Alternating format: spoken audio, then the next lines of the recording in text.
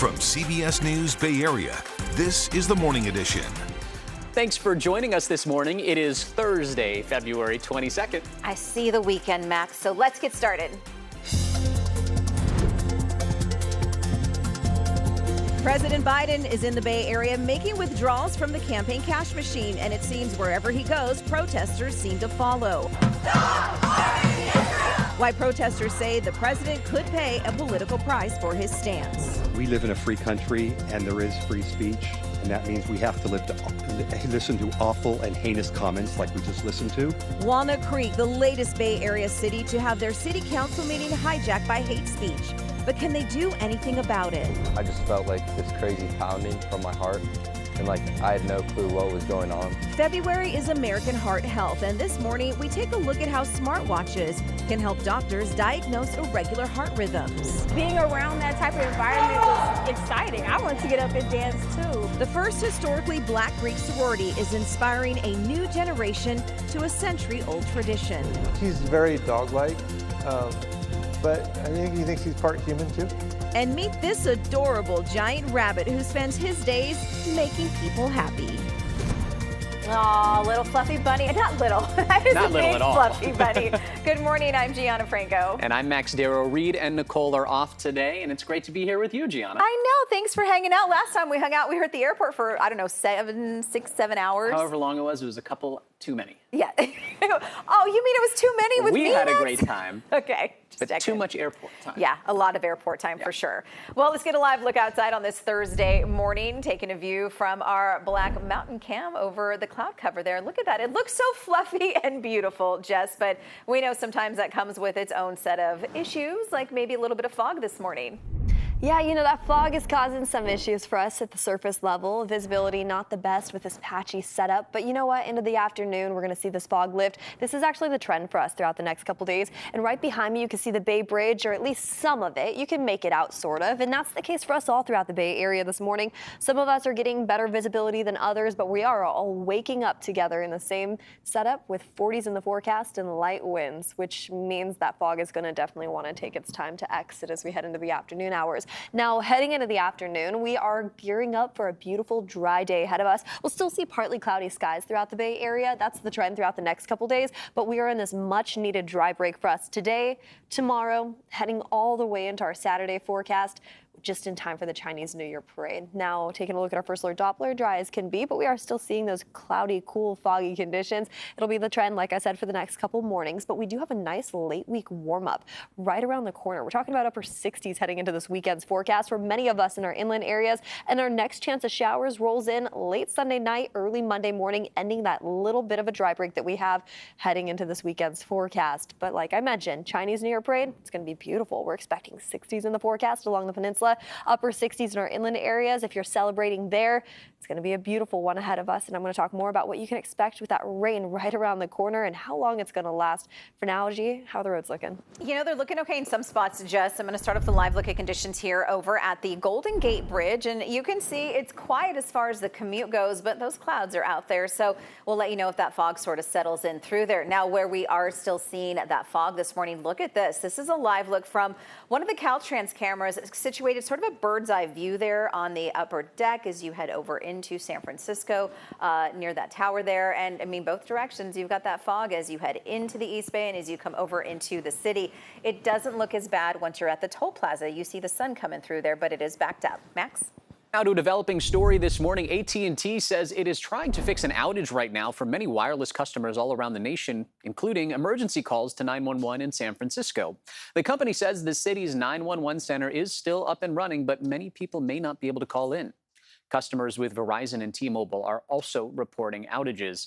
We reached out to AT&T this morning, and they told us in parts we are working urgently to restore service to them. We encourage the use of Wi-Fi calling until service is restored. Right now, there is no estimated time of restoration.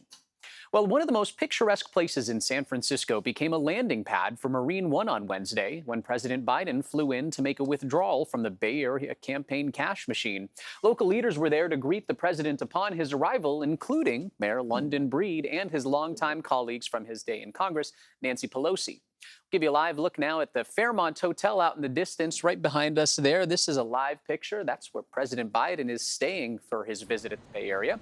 Now, as expected, there are going to be some road closures in effect, so be mindful of that as you head out this morning if you're in San Francisco. The president had 2 fundraisers in San Francisco yesterday, and today he's going to attend another fundraiser in Los Altos. The Hill reports tickets for a meet and greet cost as much as $100,000.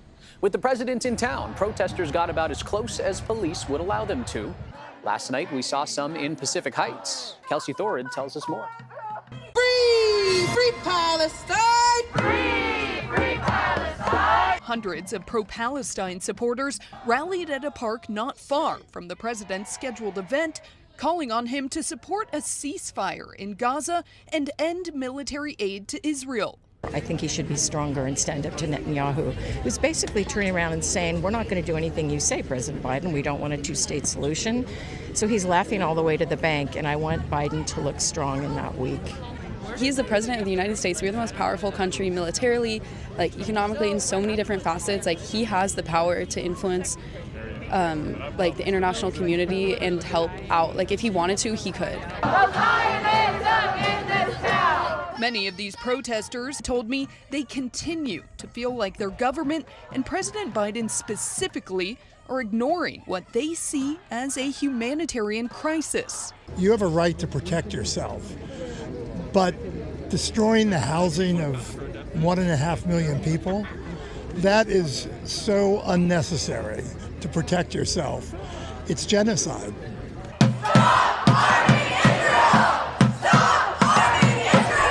These protesters say they hope President Biden understands when it comes to his re-election.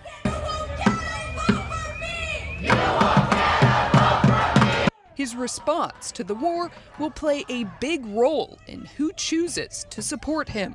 I think he needs to continually be experiencing the pressure that the majority of Americans are not down with how he's treating this, and that we're not going to shut up, we're not going to be quiet until something's actually done about it. Now, the protesters did march down the road here towards where the president's campaign event was. They were diverted and then stopped by police still a few blocks away from that event. It's a disturbing trend that seems to be escalating in one East Bay city. A speaker went on an anti-Semitic rant during public comment at the Walnut Creek City Council meeting, and it's not the first time this has happened. Now, the city official toward whom the comments were directed is speaking out about it. Our Katie Nielsen had the chance to talk with longtime council member and former Walnut Creek Mayor Kevin Wilk. And as soon as he started walking down the aisle, he had his shirt open, exposing a white T-shirt that had white power with a swastika on it. So I knew immediately now, okay, here we go. As the only Jewish member on the city council, Wilk says he turned his chair around before the man even started speaking. We haven't had somebody in person before, but I certainly knew what was about to happen. I wasn't going to give him the satisfaction of looking in my eyes while he spoke heinous speech. The man held up a cell phone saying he was filming for his own legal protections, then started speaking. I'd like to remind you there is no hate speech exception to the First Amendment. Immediately afterward, the council members sat in stunned silence. Then Wilk spoke up. We live in a free country, and there is free speech, and that means we have to listen to awful and heinous comments like we just listened to. And I would like to apologize on behalf of the City Council and anybody that had to hear that horrible, horrible speech. And I apologize on behalf of humanity. What was happening in your mind at that point? So I knew I was going to respond as not just somebody who's Jewish, but as a member of humanity and humankind, that we need to speak out and ostracize these people. It is outrageous.